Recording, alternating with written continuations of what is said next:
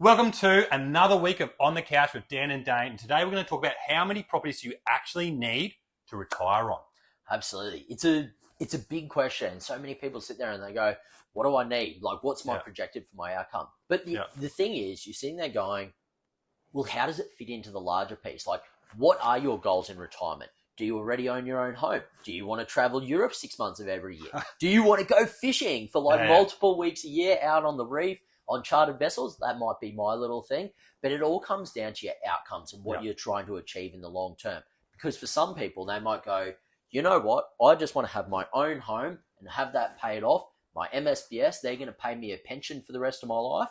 And I'm going to be happy living like that. But for some other people, that's not going to be the case. Absolutely, right? Absolutely. And the big thing is like, hey, well, I'm just going to get 2 properties and it's going to become 4, become 6, all this stuff. Lending will restrict you. Yeah. In the end, lending will restrict you. So one of the golden rules I always have is when you get to the end and it's all said and done, you need to be in your own home and that needs to be paid off. Because in the end, that is not good debt.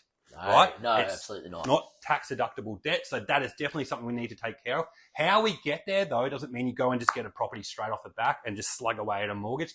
You know, that's evolved a lot now. Like the gap between pretty much people's incomes versus average house prices has widened a lot more as opposed to 30 years ago. So finding different strategies and so on and so forth to get you to being debt-free on your own home and also driving an income. And that might be a combination of super and your property portfolio that you got there or whatever it is, definitely needs to be something that takes into consideration. So it's not a big thing where you're the Donald Trump of property and you've got fucking all these properties everywhere like that and you think you're just going to be living the high life.